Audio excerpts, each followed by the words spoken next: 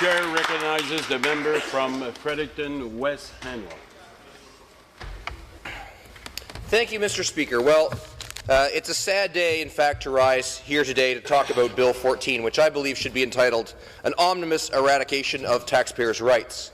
But unfortunately, the government has labelled it with a completely misleading name. The shocking thing about this bill, and I'll get into that in a moment, is that it is designed to repeal all or parts of at least 4 crucial acts that protect the rights of taxpayers here in New Brunswick. And in my mind, it's another example in a short time where this government, the executive branch of this government, the Premier's office and Premier Gallant, is attacking our rights here in the legislature and the rights of New Brunswick citizens. And it is quite ironic that it's introduced right on the heels of some very draconian measures that were introduced here to limit the power of this legislature. And it's part of a theme that I see emerging. It's a theme of an arrogant Premier who thinks that he knows better than the people and is going to govern with an iron fist. He wants to draw all the power into his office. This bill that eliminates up to 5 different acts is systematically seeking to consolidate power in the Premier's office. Now, this Premier is writing his own narrative here, Mr. Speaker, and it's very easy to connect the dots. We've seen in a short time how he's worked very hard to consolidate power, and it started by the appointment of his cabinet, where he actually made himself responsible for 7 different aspects of government. And then he's eliminated all those within the civil service, senior civil servants that have sought to oppose him or put any kind of check on his ultimate power. And then he's been appointing his friends to key positions, and he's consolidated all of the hiring in government inside the Premier's office. And as well, the communications also now centralized within the Premier's office. And as we know, he moved forward with measures to strangle this legislature and our ability to speak on bills, our ability to vote on motions to move money, the estimates process, all of these things desiring to seek that power in and consolidate it in the Premier's office. And now, in this important step with Bill number 14, he's eliminating the reasonable legislative controls and the controls of the people on his ability to tax. He's eliminating the people's power to influence his ability to tax. I find it highly offensive, and I'm now wondering, after this onslaught, what is going to be next. And one of the most offensive things about this bill, Mr. Speaker, is the title. And it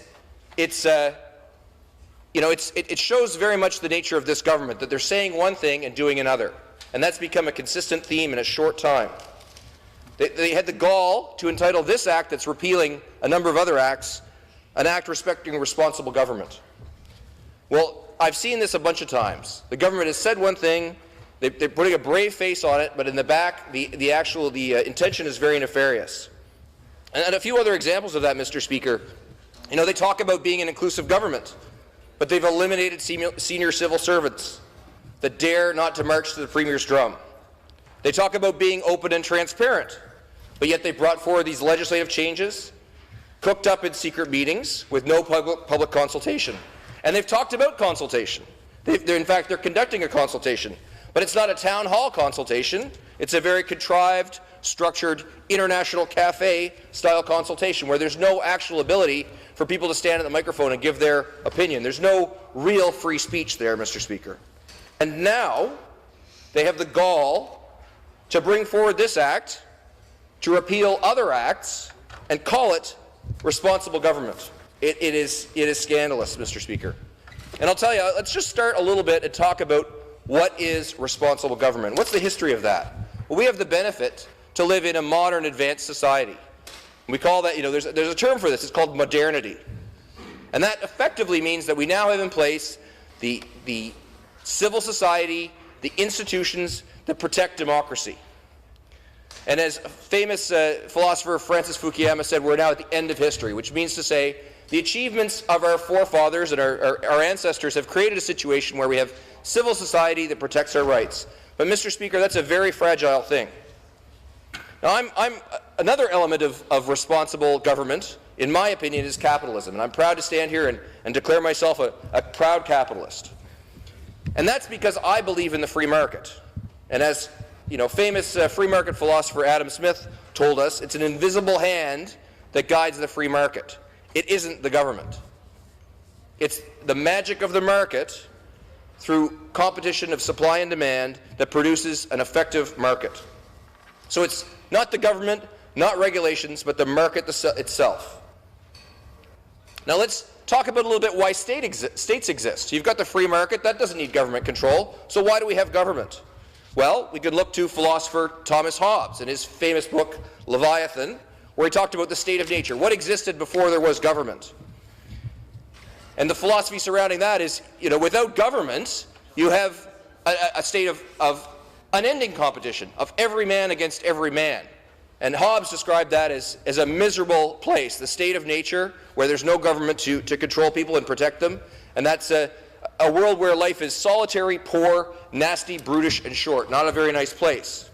And so philosophy tells us, and history tells us, that people banded together to form civil society. They formed governments. And why was that? Well, they gave up a little bit of their natural rights, and they gave those over to a sovereign, to a government that would rule over them but protect them. So that's kind of the philosophy of how we get to government and how we get to responsible government. And then, of course, philosopher John Locke came along, and he introduced the importance of property rights and instilled those in the natural rights of people. And this is where we find ourselves now. We find ourselves in that conflict space between government, ever growing, and the individual, whose property rights and personal rights should be what that government is protecting. So, Mr. Speaker, over the course of history, we've seen what I would describe as a boiling of a frog. It's the old metaphor. If you put a frog on a hot plate, he's going to jump off. But if you drop a frog into a bucket of boiling water, he's going to jump out. But if you put the frog in a bucket of cold water and heat the water up, the frog will boil to death because he doesn't realize that the temperature is just getting hotter and hotter and hotter. And that's what we've seen with taxation. I've been giving you some philosophy and some history here, but it is important. It lays a groundwork for the discussion we're having, because I think at the crux of this discussion is the role of government to tax. And one of the crucial landmark bits of history that have to do with taxation is, of course, the Magna Carta. And people ascribe a lot of things to Magna Carta, but the reality is one of the central parts of Magna Carta, which is the basis of our law here in Canada, is that it limits the king's power to tax. So Magna Carta back in 1215, like 800 years ago, is the same thing we're dealing with here today. Limits on the government's ability to tax the people. And in 800 years, that fundamental conflict, which is crucial to democracy, hasn't changed. But the government wants us to overlook this history. Now let's take something a little bit more recent. Can you believe that we've only had sales tax here in New Brunswick for 65 years? Everybody believes the government has the right to tax all the time. But the reality is that's a relatively new innovation. Of course, tax has been around, as I've said, since before Magna Carta. But the reality is, sales tax here in New Brunswick only dates from 1950s. And income tax isn't much older. In fact, the irony of this bill is it will come almost 100 years after income tax was invented. In fact, here in Canada, we've only had income tax since 1917. And when that income tax was brought in, that income tax that we all take for granted and pay almost a third of our income toward, was introduced to be temporary. It was never designed to be permanent. So this concept that government should be able to tax whenever it wants, whoever it wants, without any kind of check or balance, Mr. Speaker, that's an erroneous concept. That is not a concept that is fundamental to our responsible democracy. In fact, it's contrary to it. All of these things that I've pointed to talk about that important battle between the individual and their property rights and the rights of the state to take it away from them. It's fundamental to our democracy. So this has given rise to some of these modern myths that we see. The government needs to be huge and needs to address everyone's concern all the time. And I do not share that belief, Mr. Speaker. Government has a role to play. Government needs to provide essential services that citizens and businesses can't provide for themselves. But it is not to be the all-seeing, all-singing, all-dancing supplier of every good and service. But government's natural instinct is always to grow. And politicians' natural instinct is always to feed that. There is always demand. People always have a need, and they will always look to somebody else to fix it for them. And politicians can get elected on being the people that provide everything to everyone, but that will bankrupt us. It's something that we have to fight long and hard against. It's kind of at the center of what I would describe as the liberal mentality. And that liberal mentality I often see as, trust us, we're the liberals, trust us, we know better than you. And I find that offensive. And I think in this bill, in Bill number 14, it's a prime example of this. Just trust us. We'll tax you, we'll take your money, we're going to use it for what we see as best, but just trust us. And it's in stark contrast to the Tory philosophy. And as you've heard the member for Quispamsis say today, when we had the opportunity, we put in place a systemic process with checks and balances, with measurable things that allowed us to provide for cost reduction, where in fact there's penalties for ministers that overspend. And that's an example of how Tories approach the problem. They want to put in place some science, some rigor. But the Liberals, it's all smoke and mirrors, it's all black magic, just trust us, everything will be all right. Well, Mr. Speaker, that's how we get to ATCON. Now, this concept that we have penalties for ministers, that's an element that's in the Fiscal Transparency and Accountability Act. That's one of the acts that this government seeks to repeal here today.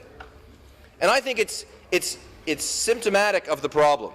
That act puts into place measures so that ministers will be personally responsible, personally invested in the affairs of government, and they will pay a personal penalty if the government goes into deficit. Mr. Speaker, that is a reasonable measure to control how government operates, to control government spending. And it personalizes it. It forces ministers to be leaders, to take personal responsibility. That's true leadership. And that is something that this government seeks to repeal with Bill 14. So on one side, we have the Tory approach, the Conservative approach, which, as I've said, is systemic. Put in place a system where there are measurements, where we can see in a scientific manner what is happening to the money. And then on the other side, you have this liberal approach, this international cafe approach, where we're all going to hold hands and have coffee and everything's going to be all right. But the reality, Mr. Speaker, is that this government is in a tough spot, and I appreciate that. There is a fiscal reality here. There's increasing demand. New Brunswickers have a certain level of service that they believe they need to have, that they're entitled to. And the government has to provide that. But the cost of that service is going up and up and up. So there's an upward pressure on that finances. On the other hand, you have a population that is actually pretty fixed.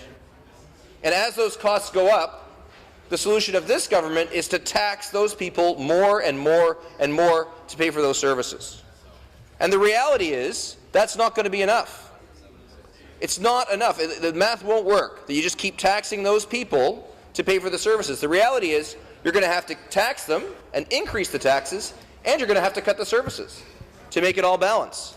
So that's where we find ourselves now, in a situation where we have this unbalanced equation, where this government, given the power, will just continue to tax people. And yet they won't be able to use that money to cover all of the costs of the services, so they're going to have to cut the services as well.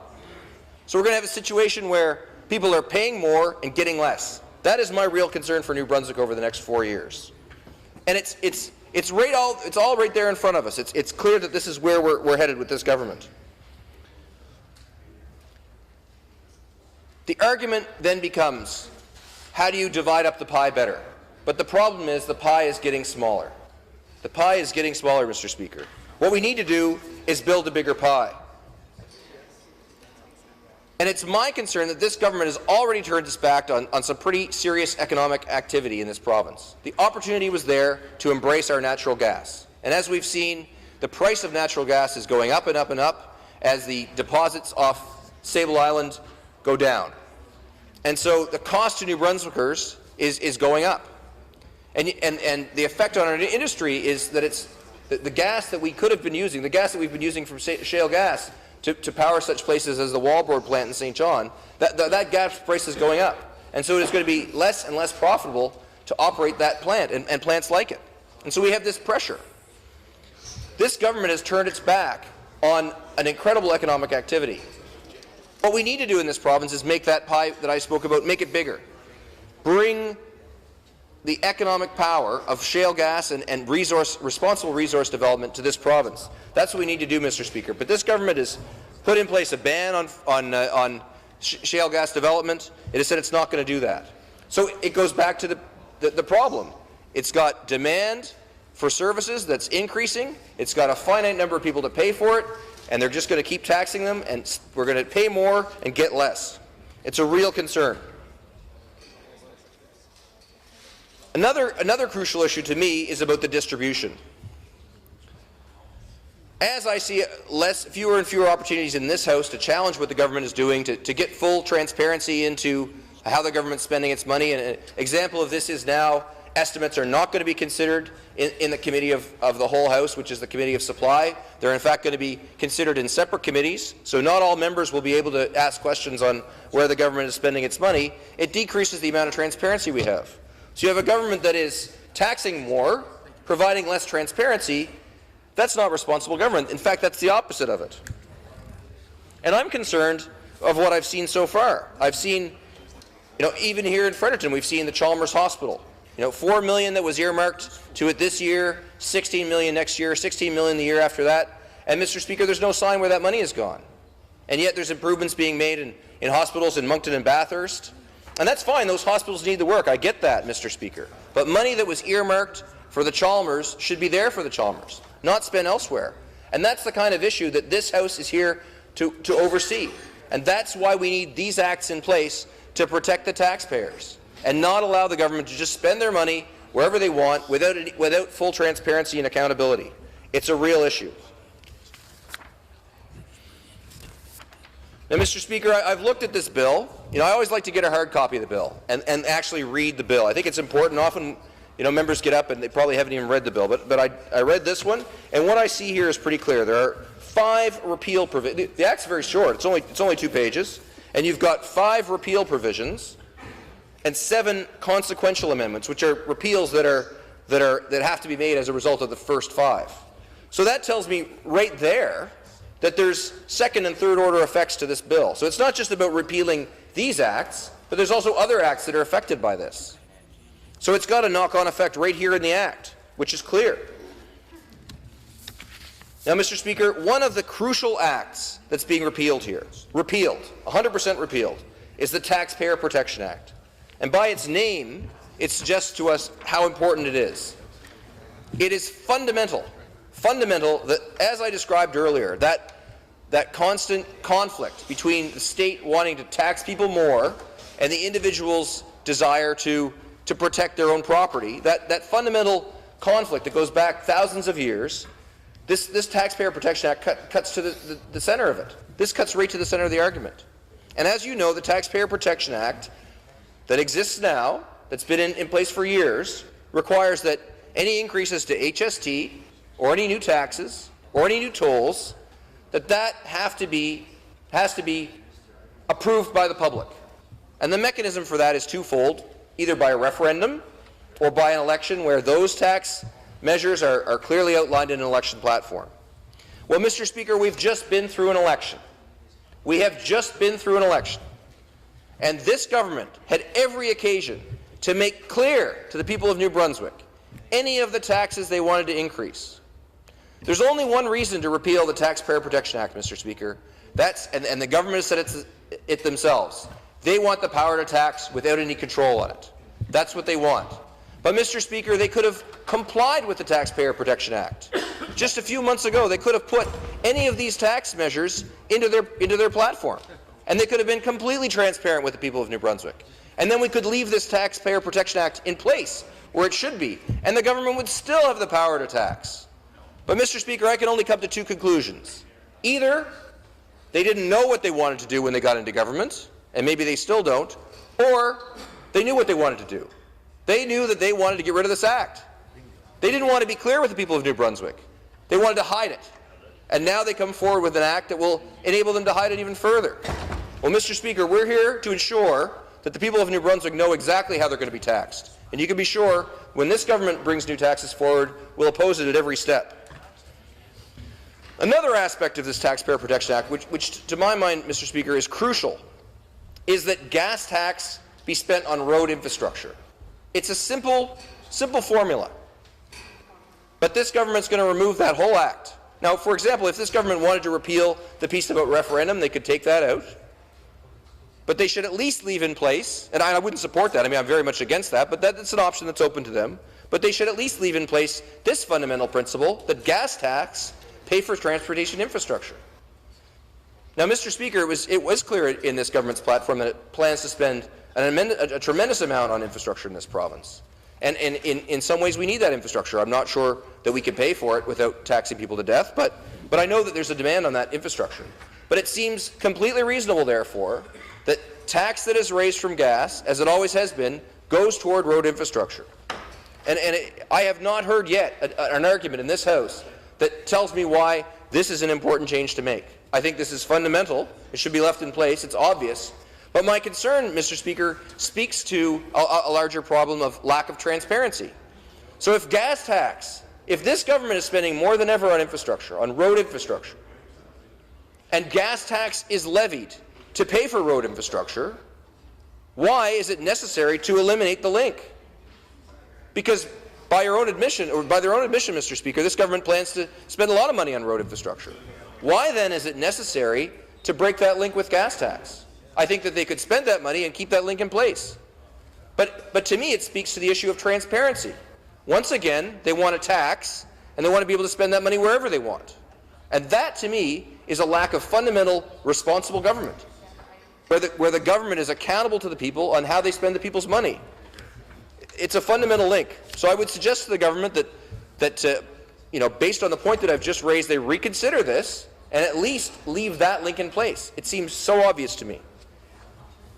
So we look to another act that's being repealed today, that wants to be repealed, which is the Fiscal Transparency and Accountability Act. And again, by its name, it suggests how important it is. And this act, as we've heard, requires the government to do a couple of things, one of which is to provide a 60-day outlook before an election. And the reason for that, Mr. Speaker, is that lots of governments, before an election want to hide a bunch of stuff. They don't want to be transparent. And listen, governments of both stripes are guilty of it. But this act makes sure that we all have to play by the same rules, and that is 60 days before an election, the government has to be honest with the people of New Brunswick and tell them what shape we're in. So why, then, Mr. Speaker, would this government want to repeal that requirement? It suggests to me that they don't want to be transparent. The Act requires them to be transparent. Why not just leave that in place? What's so wrong with being transparent? What's so wrong with 60 days before an election telling the people of New Brunswick what shape we're in? Well, it suggests that they don't plan to be in very good shape. Because I'll tell you what, if we were governing, I'd be quite happy to tell you what kind of shape we're in. But, Mr. Speaker, once again, it speaks to the issue of accountability and transparency, which is cut so contrary to that principle of responsible government that this bill pretends to improve. Not only that, but this Act seeks to remove the requirement that political parties cost out their election promises. Now, this is something I'm proud to say that our government introduced, previous government, and to me it makes a lot of sense. Because prior to this, governments could come in, any political party could say whatever they want. They could claim to make all kinds of magic happen. They could claim all kinds of things on how they're going to spend the taxpayers' money to get them elected. But this Act requires those parties to do a rational process by which they account and cost out their promises. That is very democratic. That is responsible government. So political parties just can't just make up whatever they want. And the best thing about this, Mr. Speaker, is that both parties are subject to, or I should say all parties are subject to it. So it's not something that benefits one party over another. This is just good governance. This is actually basic. But yet, this Act, Bill-14, seeks to repeal that. And I spoke a little earlier about the importance of cabinet ministers bearing personal responsibility for the actions of their government. And I know how much the Premier wants to consolidate power in his office, and I'll tell you, I think that at the end of 4 years that the people will know that he's responsible for many things. But to me it seems like a very good thing to have ministers have some skin in the game. What we've seen is ministers that don't have a grip on their departments or aren't following up on things, they can let things slide, and millions of dollars can go to waste. But this Act, this Fiscal Transparency and Accountability Act, requires ministers to have some skin in the game. And it forces them, if they overspend, to take a personal penalty. That seems completely reasonable. They're ministers. They're benefiting from being ministers. They earn plenty of money. But if they're overspending the people's money, they should be held accountable for that. And yet again, today's bill, Bill-14, will seek to repeal that. Now, of course, it was Thatcher who famously said, the problem with socialism is you eventually run out of other people's money. And as I began, I voiced the concern that the Liberal mentality seems to be, give us your money, well, we're going to take it from you anyway, and then we're just trust us. We know how to use it. We know better than you. And I've seen that in a number of occasions over the last few days. But let's never forget, Mr. Speaker, that tax is the government taking your money. And that's why we go right back to Magna Carta. That was, at that time, the people were the nobility, but they were reacting to the government taking their money. It's a very real problem. So that's where tax comes from. It comes from the people. It's not the government's money, it's the people's money. And we've heard a little bit about how this government wants to be able to use all the tools. But I would suggest to them they have a lot of tools already. They have all kinds of tools. But there needs to be a limit on that power. When somebody says to me, I want all the tools, that just tells me they're seeking absolute power. They want to do whatever they want with no control on it. But the nature of our responsible government, our democracy, is that there's a balance to that. That's what this legislature is for. That's why these acts exist. So that there's a responsible, reasonable check on the government's ability, in this case, to tax. We've heard a lot about hard choices. And I know that that's going to be a theme that this government exploits over the next few years. And New Brunswickers know, they do know, that there are hard choices that need to be made. But I'll tell you, Mr. Speaker, the real hard choice isn't to raise taxes. That's the easy choice. The hard choice is to manage within your resources. The hard choice is to spend less and do better. That's the hard choice. The easy choice is to raise taxes. This government, in its capital budget, proposes now to spend more on capital, more on infrastructure in this province than ever before. But my concern is, for an example, where's that money going? That money's not coming, even despite that. They're spending more money than ever before, and yet they're claiming hard choices. Well, where's the real hard choice? The hard choice seems to be that they're spending more money, but they're not spending it here in Fredericton. They're spending it in Moncton and Bathurst on the hospitals there. That's the really hard choice they're making. It's hard on the people of Fredericton, but it's not a hard choice for them. They want to make the easy choices, and the easy choice is always to raise tax. Now, Mr. Speaker, I don't want to give anyone the impression that I think that government shouldn't be taxing people. It's a function of government. We do have to tax people. It's part of what we do. We have to pay for essential services, and I want to go back to that. That's a crucial point. Government needs to exist. It provides value for citizens. But I'll tell you what, the natural instinct of government is always to grow. It's always to get bigger. It's always to solve more problems. And the natural instinct of politicians is always to provide everything to everyone at the expense of the public. And there's an old expression that politicians would quickly bankrupt the public purse to get themselves reelected. And that's been proven over and over and over again. So what we need to combat that natural drive is acts like the Taxpayer Protection Act, an act that ensures that government doesn't have unfettered ability to tax whenever, wherever, and whoever it wants. There needs to be a reasonable control on that. And this act doesn't actually change the government's ability to tax. The government is already taxing. The government is already bringing in hundreds of millions, in fact billions of dollars, into the budget every year through taxation. I think there's $8 billion in the provincial government. All of that, 100% of that money comes from the people in some form of tax or toll or charge. That's how the government gets its money. I mean, there are some income streams, as you know, revenue through royalties and that sort of thing. But the bulk of that $8 billion, that comes from the people of this province. So the problem this government has is not really a supply of money. The problem that it has is it can't control its spending. And that problem, I'm afraid, is going to get worse. If there is no limit on taxation, there is also no limit on the growth of government. If there is no incentive, if there was no ceiling for politicians to stop them from spending, if there's no pressure on politicians to stop spending, there will be no pressure from politicians to government to control the growth. Because as I've said, it's the natural instinct of government to grow constantly and keep solving people's problems. And there's lots of problems that need to be solved. There's no end to those. But there is an end to the people's money. And that's why we need to have a limit on government taxation. And as I've said, the problem isn't that they can't tax, they can tax. They tax every day.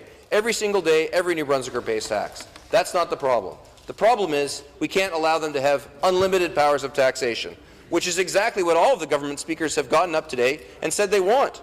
It's incredible to me. Now, Mr. Speaker, in conclusion here, I'm really uncomfortable with this omnibus eradication of taxpayers' rights. This bill and the 4 acts or 5 acts that it repeals and the numerous other knock-on repeals that have to happen as a result of those repeals, I mean, it's a chain of repeals. And it's offensive to me.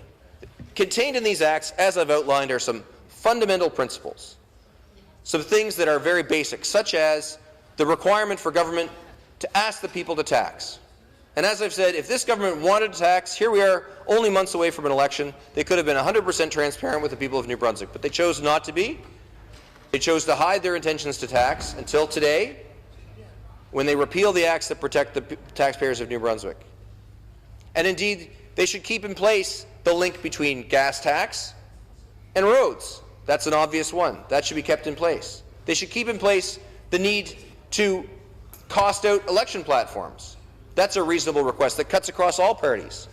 They should keep in place the requirement for our government to have to be honest with New Brunswickers about the state of their budget 60 days before an election. These are all fundamental, crucial things that this Act seeks to get rid of. Mr. Speaker, I support wholeheartedly the Taxpayers Protection Act. I support wholeheartedly the Fiscal Transparency and Accountability Act. These are acts that were brought into this legislature years ago to protect the rights of New Brunswickers. These were acts that were brought in to limit the government's power to tax. They're acts that are there to protect the rights of New Brunswickers, and it is another step toward less responsible government that the government introduces this act. This act, if passed, will have a negative effect on responsible government in this province, because it will show again that this government, the Gallant government, is not interested in being responsible to the people. If they were, they would have put this in their platform. If they wanted to be responsible, they would leave these acts in place. If they wanted to be responsible, they would ask the people of this province if another tax is necessary and let those people vote on them through a referendum. That's what the Taxpayers Protection Act seeks to do, and this government wants to repeal it. Mr. Speaker, I oppose Bill-14, and I oppose it as another draconian and heavy-handed measure of this government to consolidate power in the Premier's office. Another attempt to give all of the power in this province to the Premier, taxation, legislation, the whole bit. He wants all the power, and this act, this bill, threatens to do that. Mr. Speaker, I oppose it. Thank you very much. Chair recognizes the member from Charlotte Campobello. Thank you, Mr. Speaker. Mr. Speaker, I'm pleased to rise in the House today to speak about the Act respecting responsible governance.